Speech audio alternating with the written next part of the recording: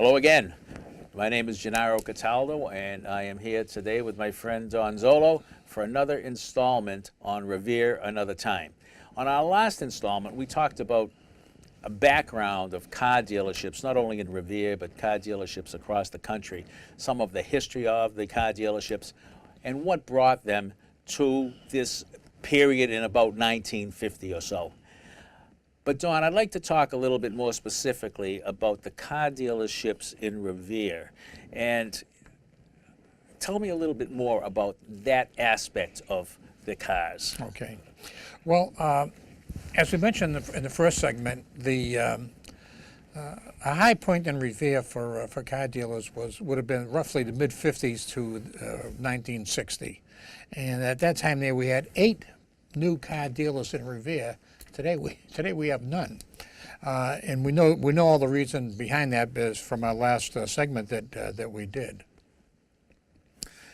I remember, and let's start from Broadway. Let's kind of Sure. make this in a nice orderly fashion. If Sure. we start from about the middle of Broadway or so, and I remember there being a car dealership there called Dawn's. That's right. Was that your car dealership? No, it wasn't yours. Okay, wasn't mine. I almost had a chance to have mine in there, but I'll get to that later. Okay. You're thinking of Dawn's Garage, where today you have the Pollo Royale there, and also in the back you have Atlantic Auto Body in the rear of that building. But that building originally was Dawn. Actually, his real name was John Dawn Early. He was affectionately known as Don throughout all of Revere, and he was a well-liked guy. He'd been in business there for years. He loved cars. Don Early was a real gentleman, and he was kind of unusual in some respects. You walk into a dealership today, if you meet the owner, you usually have a guy who's dressed up in a 3-piece business suit, or at least in a sports jacket, and presenting himself in a different type of apparel. Don loved tinkering and working on cars. He wore a mechanic's suit. Well, he ran that dealership. He ran sales at the same time, and obviously you've got to have sales in order to keep the service section going.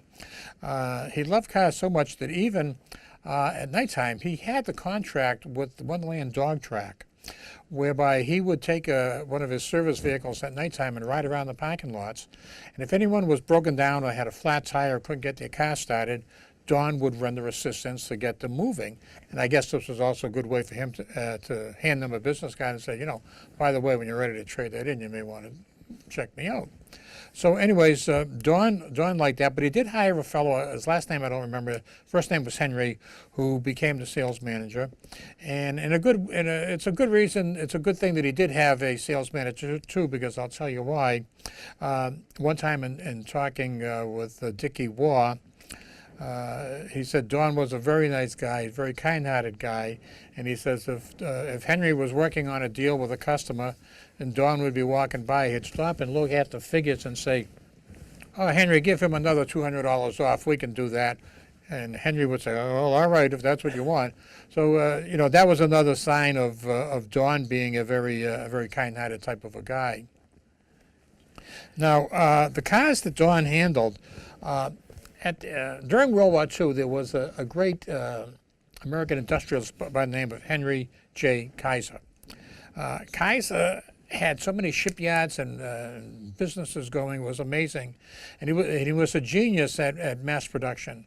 By the end of the war, sometime in 1944, his shipyards were churning out 1 freighter a day. They called them a Liberty ship. So sometimes, as fast as the enemy sank them, we were building 2 of them to replace them. And it's because of the techniques that this man used. So he decided that he was going to try his hand at making automobiles. And to take in a partner, so to speak, he brought in a gentleman named Joseph Frazier, who was a well-known automobile executive in Detroit at the time. And in the process of working with Kaiser, they also developed a car that would be named after Frazier. So the 3 brands that they came out with was Kaiser, which was named after Henry J. Frazier, which was named after Mr. Joseph Frazier. And they also came out with a 3rd car, which was called the Henry J. This was really a first compact automobile that was made by an American manufacturer. It was a stripped down, cheap car, no radio, no heater. You can get them as options if you wanted. It had standard shift. It was a two-door, it came in a two-door only. As a matter of fact, at one time you could buy them through the Sears catalog. That's how unusual they were. They did make one other car, which I'll mention, but it didn't go anywhere, and it was a great car. It was called the Kaiser Darrin, D-A-R-R-I-N. We do have a picture of that, which I'm sure they'll be putting up on the screen. The Darrin, most people agreed, was a beautiful sports car, even though the grille reminded people of someone was puckering up to get a kiss or something. The car sold for too much money. And one of its unique features was the doors were not hinged. When you opened the door, it slid up into the front fender. So it was an unusual concept for the day. But it was priced with the entry-level Lincolns and Cadillacs, and people weren't going to spend the money for it, so it never went over. They only made a handful of them, and if you have one today, they are indeed very, very rare cars to have. Kaiser Fraser, in short order, disappeared from the scene. Don Early replaced them by taking on the Jeep line, the GMC line.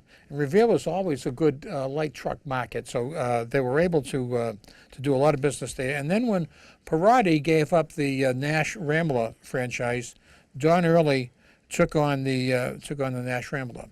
At the time, I was in the car business myself, working as a salesman for a Ford dealer, and I used to know Don through the Knights of Columbus. And he called me up one day and said, "Gee, can you come down? I want to talk to you." I said, "Sure." So I stopped down. And he says, "I got to road test this car. It's in for service. Take a ride with me." He said, "All right." So we went for a ride, and along the way, Don said, "I'm looking for a partner. Would you be interested in coming in with me?" And in a nice way, I said, "Gee, no, I really wouldn't. I wasn't interested. I really felt that the brands, they weren't the brands that I liked, and they weren't going to have a future. But obviously, I was wrong with respect to GMC and with respect to Jeep. Those are two great brands to have today." Don, across the street from Don's, there was another dealership. Yes. Bourgeois, was it? That's right. And putting together my research for this article, I could not think of a foreign car dealer in Revere. In fact, I even called a friend of mine who was a former Revereite, and I asked him, I said, "You're into cars. Do you ever remember a foreign car dealership?" And he said, "Gee, I can't think of one either." And then all of a sudden, a few days ago, it hit me. I said, "Gee, we used to buy our gas at the city service station." City Service was the name before Citgo, for those of you who are too young to remember that. And I said, "Gee, our family used to buy our gas right there at the city service station," and that was owned by the Nazaro brothers, Frank and Ed. Frank was more known by his nickname of Yank. How we ever got that, I don't know. But they took on what was called the Bourgeois, and the Bourgeois was a German-made car. Bourgeois had been basically a truck manufacturer in Germany, and they decided to get into the car end of the business. And somewhere between, they started around 1955, they came to America. They didn't really last long. You didn't see that many on the street. By 1962, the brand had disappeared. There was a brief attempt to revive it, but there was not enough financing. I think it was back in the 80s. Someone wanted to bring it back up, and as a result, it never caught on. But it was at that location today. You have Fabrico's Auto Repair. So that building there is the only foreign car dealership that we ever had in the city of Revere to this date. Thank you very much, Don. That was a great story about the Bourgeois. I wonder if the demise of the Bourgeois dealership had anything to do with the post-war sentiments regarding German cars and German manufacturers, and I wonder how that relates to all of this. There was, I can recall as a young teenager then, there was still a lot of like World War II resentment, if you want to call it that. Why should I buy a foreign car? My uncles and fathers and brothers fought against them, and so forth and so on. But I think with our generation, that started to recede. It may have been more associated with our parents' generation. you look at foreign cars today, they're a huge hit in America. Oh, yeah. And there's a number of reasons for that, but But in that time, it was our parents that were buying the cars. right. Yeah, So we weren't. that's why I say maybe there was a little bit of a conflict of thoughts at that point in time. But let's move up a little bit Okay, further sure. on Broadway. There was a big dealership as you moved up a little bit further, Crescent That's right. Motors. Crescent Motor Sales, which was right, basically it ran from the beginning of Fernwood Avenue up to Central Ave, but on the east side of Broadway. And basically, if you look at the TD Bank North property today, that was Crescent Motors. It went back a ways as well. And Crescent Motors was owned by Ben Abrams, and Benny was a very, very, very smart businessman. Out of high school, I worked there for, well, maybe a little bit less than a year, doing everything from sweeping the floors to working on cars, making deliveries for them, even repossessing cars at times for them. So I got to know him, and I got to know the operation. My father was a good friend of his. My father did a lot of work for him as a contractor. My uncle, Cy Calvo, wound up as a salesman there, and then became sales manager, then became the general manager. So I had a good in terms of trying to get some information. Benny Abrams came from very humble beginnings. He grew up in Dorchester. He had two brothers. One of them was a plumber, and one became a doctor who practiced in Winthrop. And Benny would eventually grant his nephew, the doctor's son, the Ford franchise for Winthrop, which later became known as Ocean Ford. Now, the real estate that Benny owned was considerable. He owned his own dealership here, which is a very important aspect in this business today. In addition to that, he owned the dealership and the Mercury dealership in East Boston, which was Bennington Motors. And then he had a warehouse in Everett that he owned, and a house next to that he owned that he would rent out. He owned a house in Marblehead where he himself lived. And then they rented a large warehouse over in East Boston for the Mercury store. So he was involved quite a bit in the real estate part of the business as well. Give you an idea of how creative this man was. In World War II, you couldn't get cars, couldn't get pickup trucks. He had a guy come in one day and he says, "Benny, I really need a pickup truck. You got to find something for me." Benny says, "Give me a few days, I'll see what I can do." Benny knew where to go. He took a ride up to Maine, went to several salvage yards in Maine, a junkyard, if you will, and he found a panel truck. Now, for those of you who don't know what a panel truck is, it's a pickup truck, but it's got walls and a roof on it, so it's enclosed. He bought the truck, brought it back to Revere, had his body shop get a torch and cut off the rear walls and the rear roof. He welded in a back sheet to cover in the cab, and he sold that as a pickup truck. That'll give you an idea of just, he was willing to go that extra length to get that sale. I can also recall some stories that would give you an idea into his mentality about how to run his business. I can recall one day I was in the showroom, and a service customer came up to the front window, and he asked if he could use the phone to call Lynn. Benny happened to be in the office. The girl who was there didn't know that Benny was behind her. The girl said, "Oh, sure, you can use the phone." And Benny said, "Just a minute, just a minute."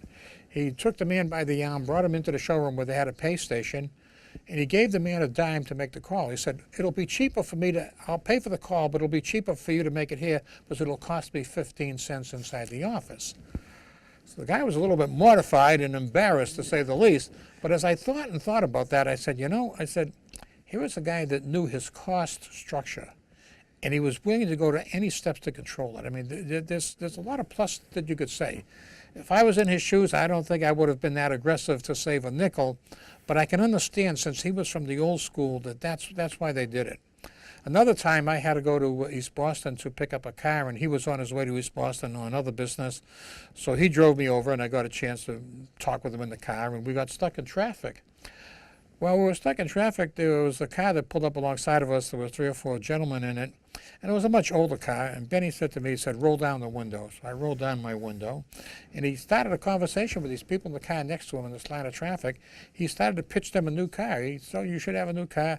Finally, the traffic started to move, and he left off with, "See me at Crescent Motors, Benny Abrams." And And I thought to myself, wow, I said, that's, I would never have the courage to roll down the window and start talking to a total stranger, but that's who Benny was. That's what Benny did.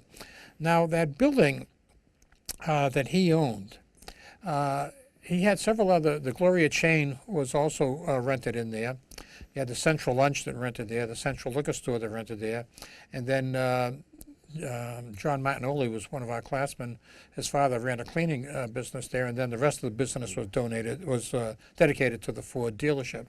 The reason why I mentioned the renters was Benny would frequent the Central Lunch, which was sort of like a blue-collar place to go and eat, but he cut quite a contrast going in there in a business suit and sitting down and having breakfast or lunch or dinner, and they had a pinball machine. He loved to play the pinball machine. So there you have this guy, successful businessman, making a lot of money, hanging around the Central Lunch, playing the pinball machine in his business suit. I mean, so it cut quite a contrast.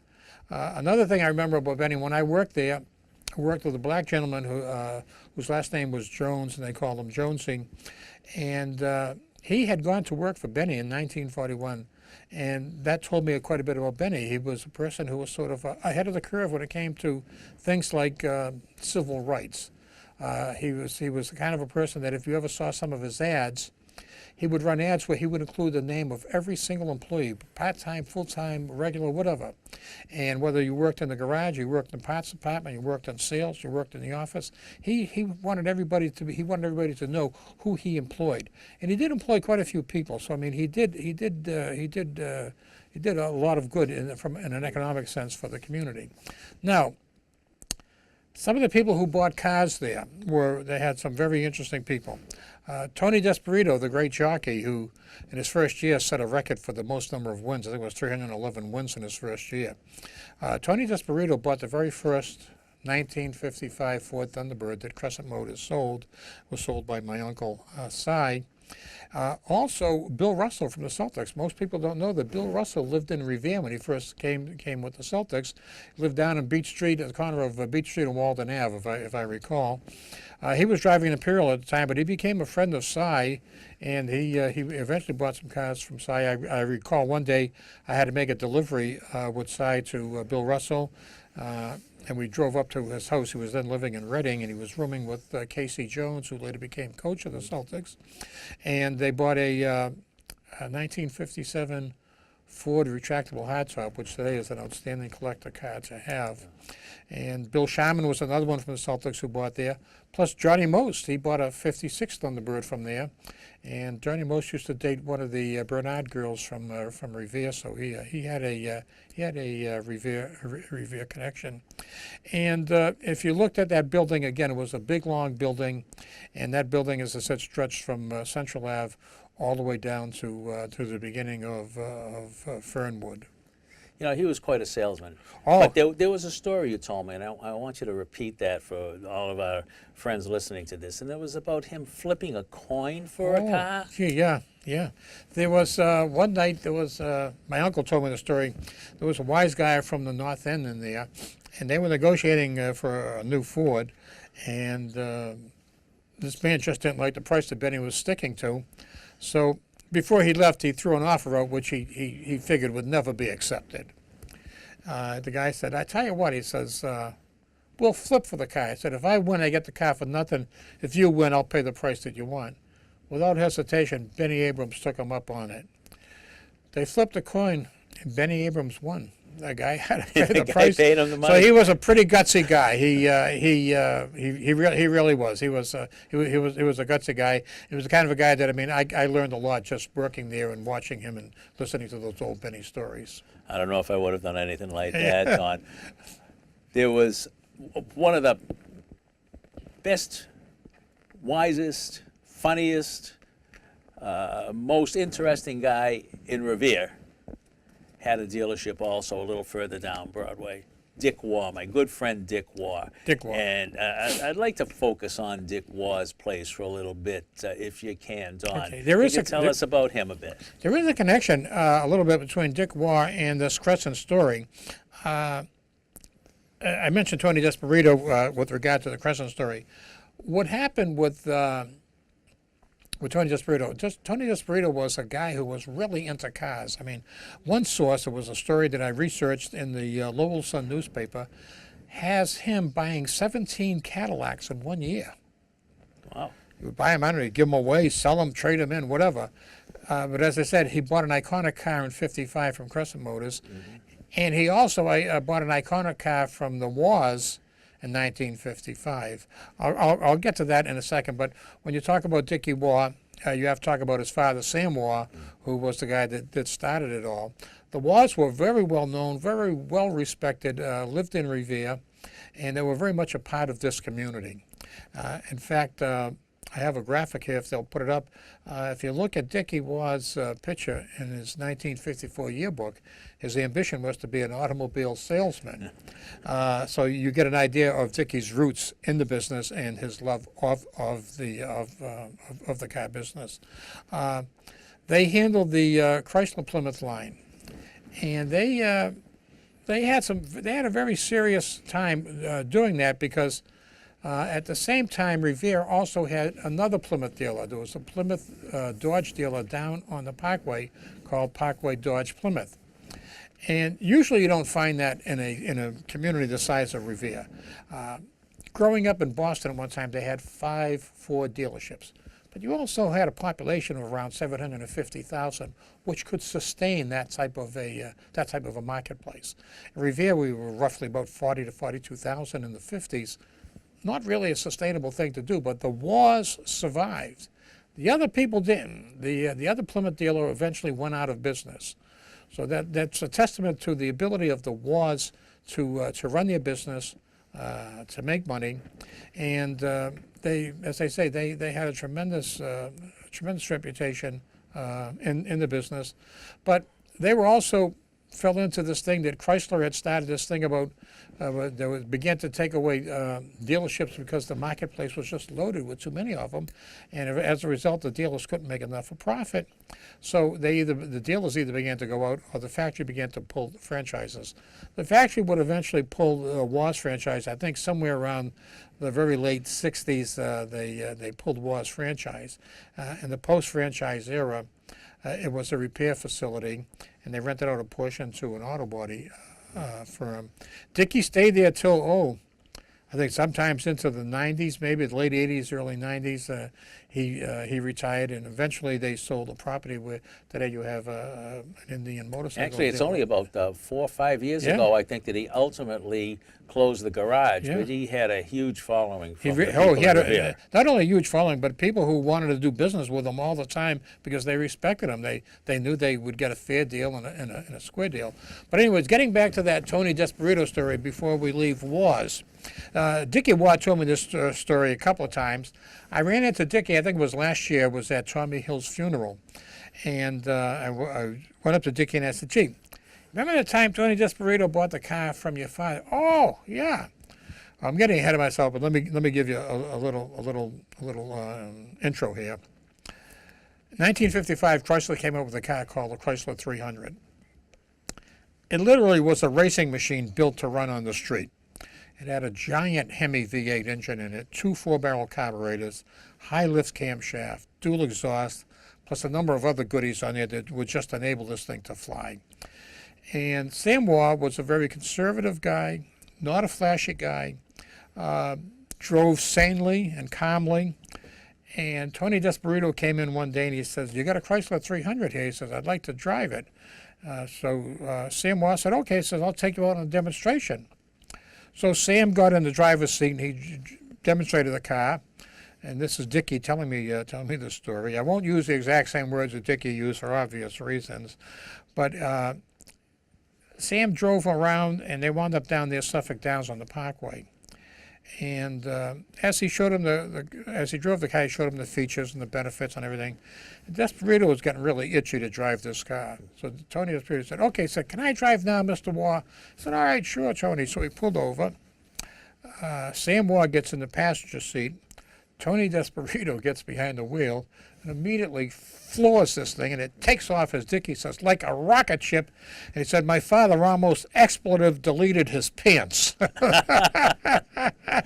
So that would have been a sight to see. And they got back to the dealership. I think Sam was still shaking, but Tony Desperito bought the car.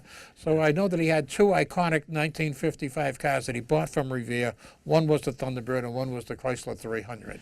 There was another story I remember you talking to me about, Don, and that had to do with Dr. Longo and yes. a car that Dick wore. I Well, don't know if it was Dick or Sam. I thought it No, was Dick. it was Dick. Well, Dr. Longo was a loyal customer of theirs, and several times he had talked to either Sam or Dick about buying an Imperial, which was a luxury car. I mean, it was in the same league as your Lincolns and your Cadillacs of the day.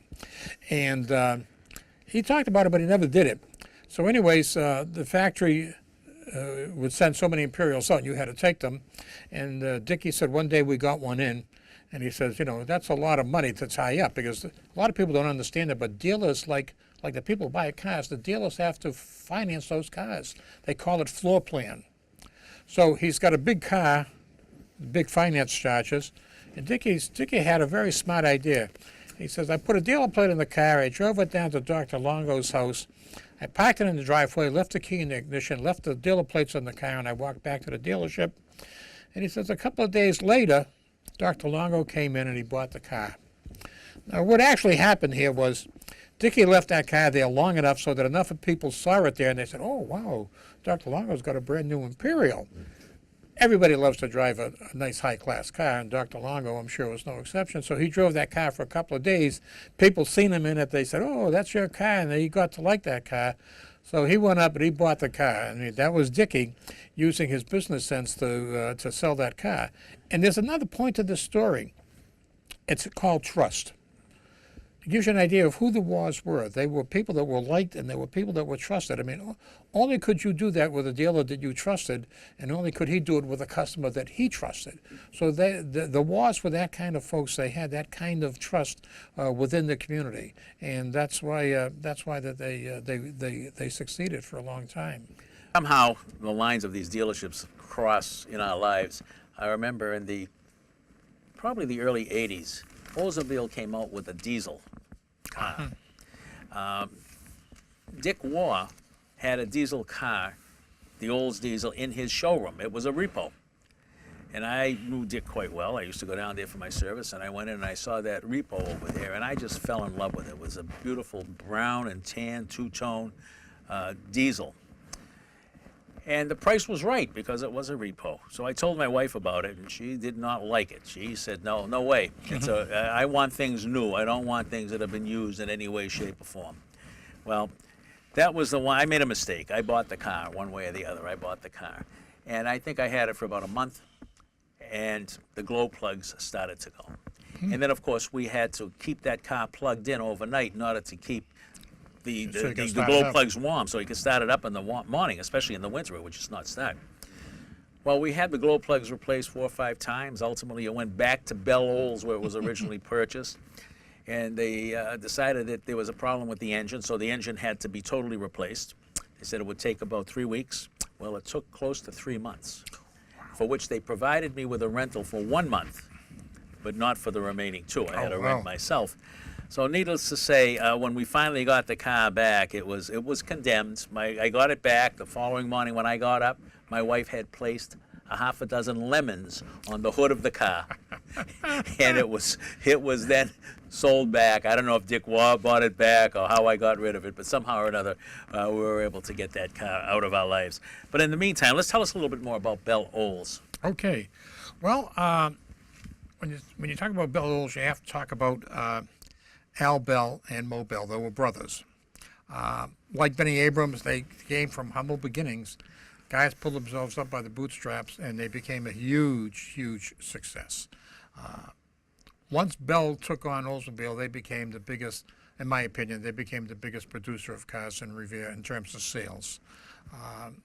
And there were a lot of reasons for that, which I will go into. Number one, they were dealers who thought outside of the box for their day, in my opinion. The two brothers started out with Studebaker. Well, actually, before that, you talk about their success, you have to take a couple of other things into consideration. They had the best location for a dealership in Revere. You're at the junction of 3 state highways there, okay? And that just means you're going to have cars going by there all day long. Add to that the humongous amount of extra traffic you got for about another 3 months a year when you had the dog track running, the horse track running, and Revere Beach. That place was just loaded with cars. Then they had a huge gas station out front. They had the Shell brand that used to be kind of a play in words, Bell Shell or Shell Bell. And people would stop there to buy gas. They could look at a used car or look at a new car while they were there getting gas.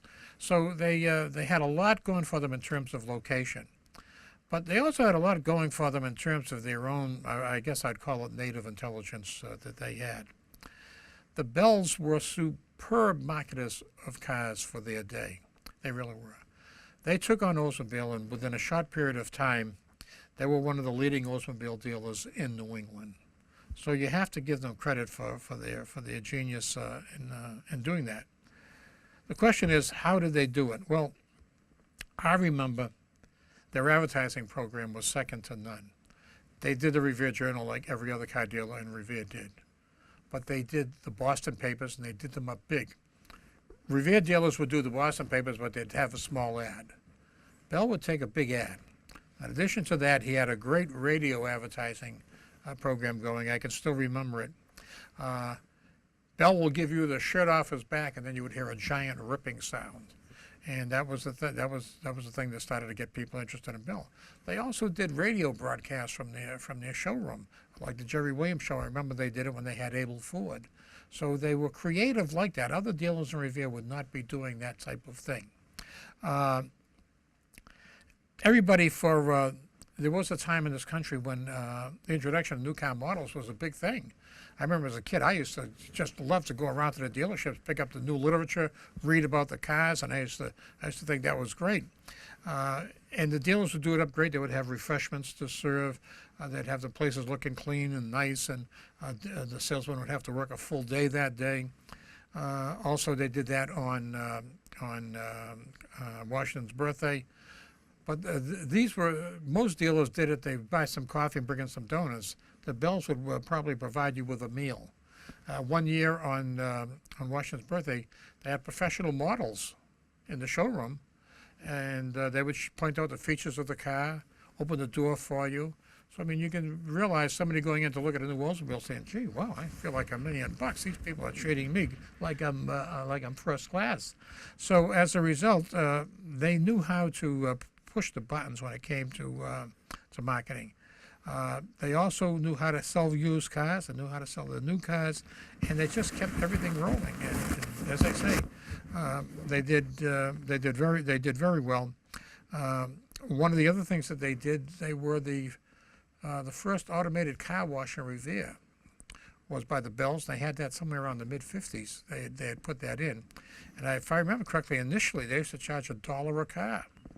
I remember somebody, I forget who it was, told me one day that their high water mark, no pun intended, was they had done 600 cars in one day. Now, making $600 in one day in the mid-'50s, that was like very good money. You knew you had a good thing going, and that also afforded people with jobs for the summer.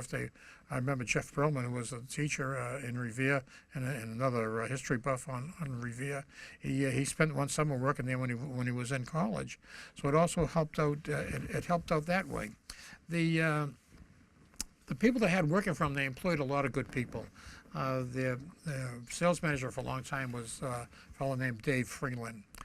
Dave eventually wound up getting his own Oldsmobile dealership in Arlington. It was called Time Oldsmobile, and he stayed with them until the Oldsmobile brand was actually closed out by the factory, and then he gave it up.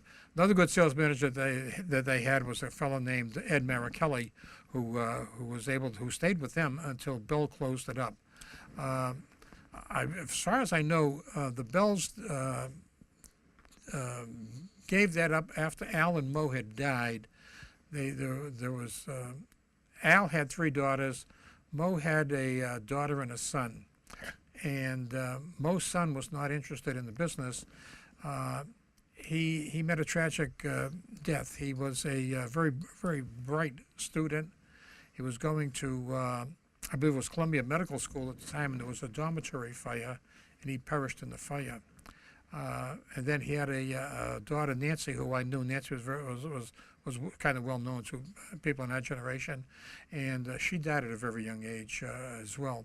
And as I say, from there on, I think the family just said, it's probably time that we get out. And I think they saw the potential in developing the real estate, and that's where today you have Bell Circle Plaza. But to give you an idea of how popular that was, the roadway, the circle itself, took on the name of Bell's. Legally, it's named after some gentleman named Mahoney, who I'm sorry to say I don't know anything about who he is or what he did, but everybody knows it as Bell's Circle. So we also have another graphic here of a 58 Oldsmobile, which again is sort of symbolic of the times. If you look at this car, you can see that there was really excessive chrome trim. But that's what this was all about back in those days. Big, powerful, shiny, bright, loaded down cars. And the cars of the 50s sort of presented that image, and that's what us from the old timers recall. I would leave off with this here. When I researched this article, I walked through Bell's to take some pictures, and I hope they'll put them up to show you what Bell Plaza looks like today. But in my mind's eye, I kept seeing the day's nostalgic version of what Bell Oldsmobile was in its glory. The 50s were truly a great time, and the cars of that era, though gone, are not forgotten by us of the old guard, who, with esteem and affection, yearns for the wide white walls, chrome bumpers, dual exhaust, love knobs on the steering wheels, tires with tubes, high beam switches on the floor, roll-up windows, and names like Fordomatic, Dynaflow, Fluid Drive, 4 on the floor, or 3 on the tree. That was the 50, and those were the cars, and that's when Revere was at its heyday in new car dealers. We had a total of 8, and today we have 2 motorcycle dealers. That's it. That's it. I agree with all of that except the roll-up windows. I never liked reaching over trying to open or close a window, Don. That was always a problem. Don, I can't thank you enough, as well as our listeners, for all of the work that you've done in trying to put together this series of Revere Another Time. We've spoken about World War II heroes. We've had a feature, 4 features here on automobile dealerships in the city. It brings a lot of memories back to us that have lived and been brought up in this city, and I can't thank you enough. Oh, you're welcome. And I also want to tell our listeners, as I always do, that the Revere Society for Cultural and Historic Preservation, located at 108 Beach Street in Revere, a great place to visit. You'll find a lot of other information about the history of Revere, something that we're all interested in. Thank you very much for watching.